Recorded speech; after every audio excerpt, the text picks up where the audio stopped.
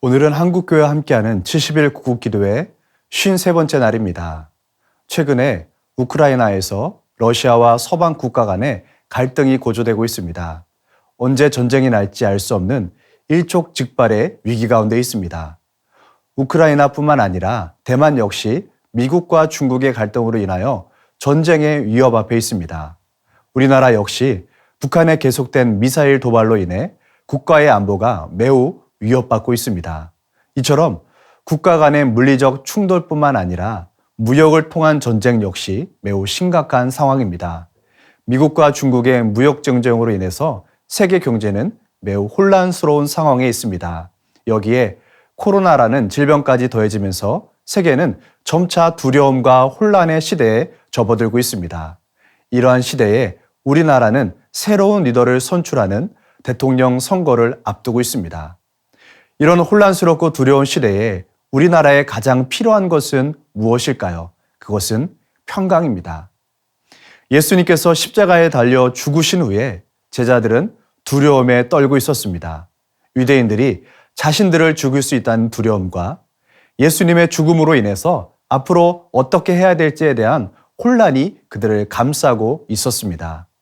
이러한 제자들에게 예수님이 찾아오셔서 하신 말씀이 무엇입니까? 너희에게 평강이 있을지어다. 예수님은 제자들에게 나타나 먼저 평강을 선포하셨습니다. 예수님은 왜 평강을 먼저 선포하셨을까요?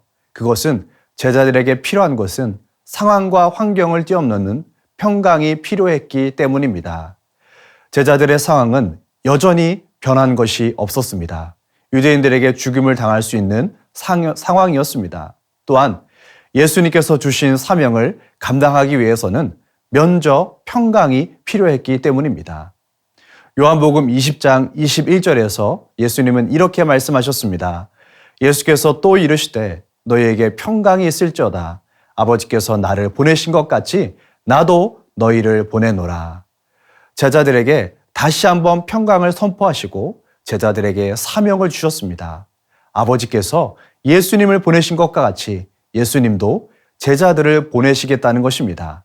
예수님은 제자들로 하여금 세상을 등지고 떠나서 살라고 말씀하지 않으셨습니다. 세상을 향해 제자들을 보내셨습니다. 제자들이 가야 할 세상은 어떤 곳입니까? 평강이 없는 곳입니다. 지금은 달라졌을까요? 과학이 발달하고 경제가 발달해도 사람들에게 참된 평강이 없는 것입니다. 왜냐하면 평강은 주님을 통해서만 주어지기 때문입니다. 두려움과 혼란이 가득한 이 시대에 필요한 것은 바로 주님이 주시는 평강입니다. 예수님은 제자들을 보내시면서 이렇게 말씀하셨습니다. 성령을 받으라. 성령님이 제자들에게 임하셨을 때에 제자들은 세상에서 담대하게 예수님을 증거할 수 있었습니다. 복음을 받고 하나님이 주시는 진정한 평강을 경험하게 되었습니다.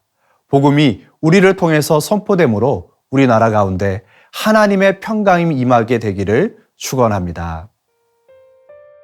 세상에는 전쟁의 소식들이 계속되고 있습니다. 사람들은 평강을 잃어버리고 두려움과 혼란 가운데 살아가고 있습니다.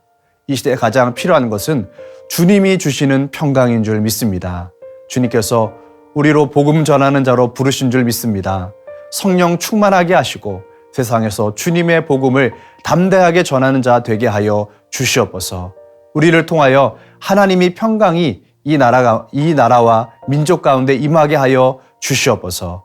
예수님의 이름으로 기도합니다. 아멘.